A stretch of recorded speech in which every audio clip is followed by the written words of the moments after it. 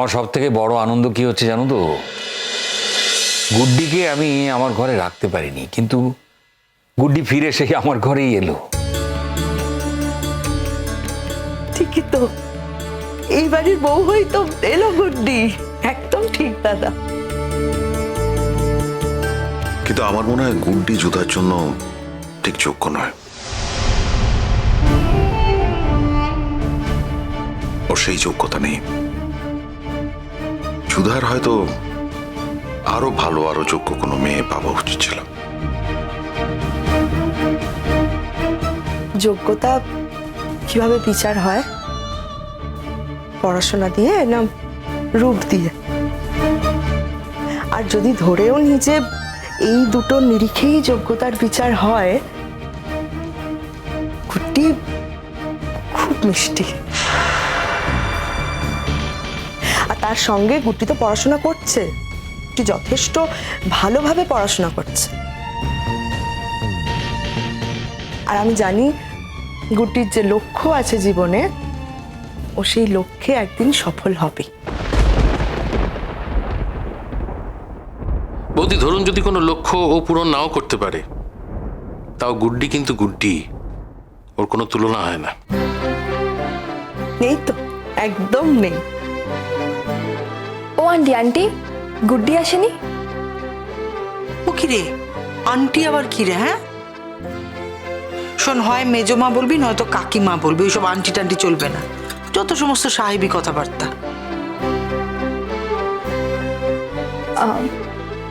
Sorry. ওই একটা কথা শিখে রেখেছি, সরি। কিছু হয়ে গেল তো সরি বলবি, যেন 7 খুন মাফ হয়ে গেল। ঠিক আছে ঠিক আছে কুইন, তুমি আমাকে কাকিমা বলে ডাকতে পারো। হ্যাঁ, আন্টিটা একটু দূরের লাগে, কাকিমা বলো। হ্যাঁ হ্যাঁ, গুড্ডি কোথায়?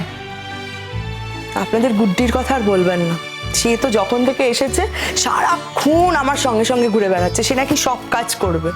আমি আজকে ওই দুপুরের খাবারের জন্য একজন ঠাকুর রেখেছি, ঠাকুর সব কিছু খাবার দাবার বানাচ্ছে, কিন্তু গুড্ডি সে কি করছে, সকাল থেকে চা জল খাবার আমাদের সকলের, ওই যারা ঠাকুররা রান্না করছে তাদের জন্য সবাইকে একেবারে মিনিটে মিনিটে খাবার দাবার সাপ্লাই করছে। আচ্ছা কেয়া, শিরিন, অনুজ ওরা আসবে না? আমি তো দেখতে পাচ্ছি না, আমি তো ভেবেছিলাম সবাই আসবে আজকে। ওই তো আসছে ওরা, আসলে ওদের দেরি হচ্ছিল বলে আমরা সকাল সকাল চলে এসেছি। বাড়ির একটা অনুষ্ঠান, আমরা তো আর অতিথির মতো দেরি করে আসতে পারি না। চলে আসবে ওরা ঠিক। দিদি, তোমার সঙ্গে আমরা কোনো হেল্প করতে পারি আমাদের কোনো কাজে? ও মা, কে বলবে যে তুমি একজন ডাক্তার? কি মিষ্টি কথাবার্তা না? আচ্ছা, ডাক্তার তো কি হয়েছে বলো তো? মানে ডাক্তার কি মানুষ নয়? ডাক্তারদের এরকম সাধারণ কিছু কর্তব্য জ্ঞান থাকতে নেই? কি যে বলো না তুমি দিদি। এই যুধাজিৎ আপনার ছেলে, সেও তো ডাক্তার, বড় ভালো ছেলেটা। ওর ওপর প্রথম দিকে একটু রাগ হয়েছিল, এটা ঠিকই, খুব রুক্ষ ব্যবহার করেছিল সেই সময়, কিন্তু আসলে যে ওর মনটা কত নরম, কত সরল মনের ছেলে, ভালো মানুষ, সেটা পরবর্তীকালে বুঝতে পেরেছি। কি সুন্দর করে আমাদের বলেছে বৌদি, জানেন না? মানে বলেছে যে আমার জীবনের একটা বিশেষ দিন, এই দিনে যদি তোমরা আমার পাশে না থাকো, মানে ওর বাবা নেই তো, সেই জায়গাটা আমাদের দিয়েছে, খুব সম্মান দিয়েছে, খুব ভালোবেসেছে আমাদের। ও বলেছে ঠিক আছে বাবা নেই, কিন্তু একটু আমাদেরও বিবেক। আমার ভাই এখনো পর্যন্ত এখানে নেই, তার সব দায়িত্ব তো আমাদেরই পালন করতে হবে।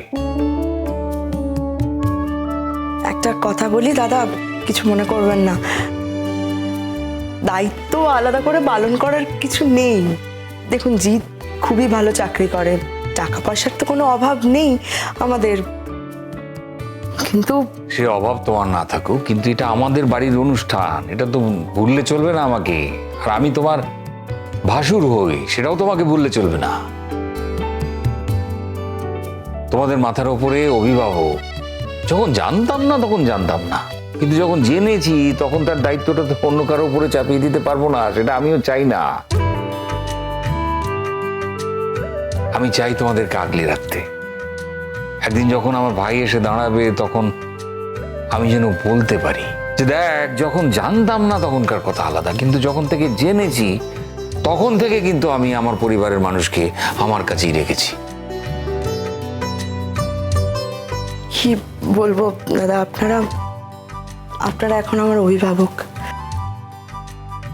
আপনারা যেমন বলবেন আমি তেমনটাই করবো।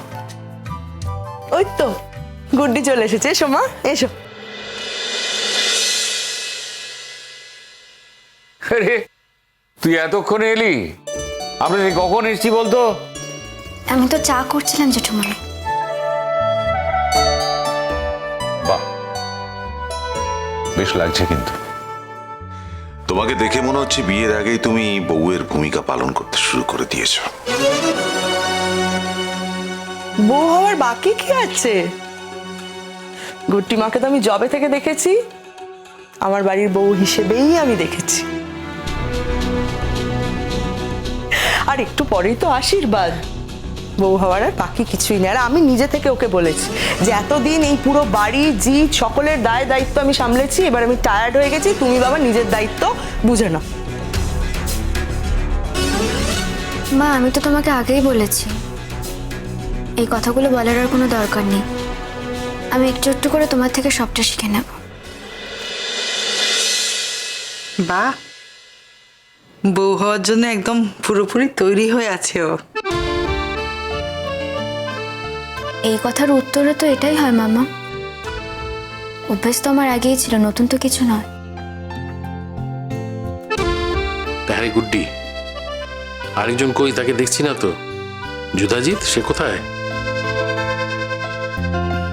আরে জিতকে তো সব একা হাতে করতে হচ্ছে, তার মধ্যে হাসপাতালেরও কাজ রয়েছে। হঠাৎ করে একটা ফোন আসলো এমার্জেন্সি, তো ওই জন্য ওকে চলে যেতে হলো। বললো চলে আসবে তাড়াতাড়ি।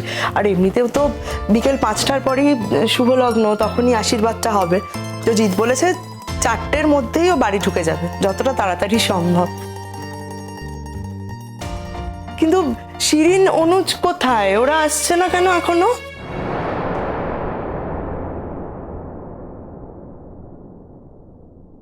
আমি চা খাবো না, থ্যাংক ইউ। আপনি তো অন্য সময় চা খান নাকি? আমি চাটা দিচ্ছি বলে খাবেন না? দেখুন, আমার শ্বশুরবাড়িতে এসে যদি আপনি চা না খেয়ে চলে যান তাহলে আমার কি লাগবে সেটা পরের কথা, তবে আমার মায়ের কিন্তু খুব খারাপ লাগবে। আপনি চা খাবেন না কেন? গুড্ডি বানিয়েছে বলে আপনি চা খাবেন না?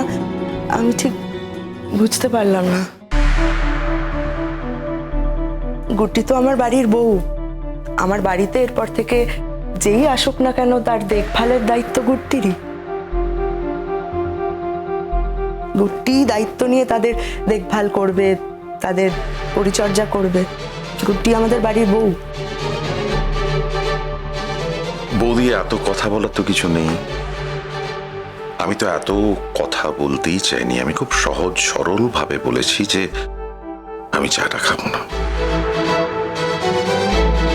তার বাইরে বাড়তি কথা তো গুড্ডি বলছে, তাই না? আননেসেসারিলি। তুই আমাকে দে গুড্ডি, আমি খাবো। মেজদা খেতে চাইছে না, জোর করছিস কেন? যখন ইচ্ছে হবে নিজেই চেয়ে নেবে। এটা তার অন্যের বাড়ি নয়, নিজের বাড়ি। এই গুড্ডি, আমি বরং তোমার সঙ্গে হেল্প করি। না না, একদম না। এই তো হয়ে এসেছে, এর মধ্যে আবার হেল্প করার কি আছে? এই নাও তোমার চা। আচ্ছা আচ্ছা, দাও। আমি চাইলে পারতাম গুড্ডিকে হেল্প করতে, কিন্তু আমি হেল্প করতে চাই না। কারণ গুড্ডিকে এইভাবে দেখে আমার সত্যি খুব ভালো লাগছে। আর সত্যি তো গুড্ডি তো এই ভূমিকাটাই পালন করতে চেয়েছিল, সেখানে পারেনি। কিন্তু আজ এখানে যে ও নিজের মতো করে নিজের ভূমিকাটা পালন করতে পারছে, আই এম সো হ্যাপি গুড্ডি। আমার সত্যি খুব ভালো লাগছে।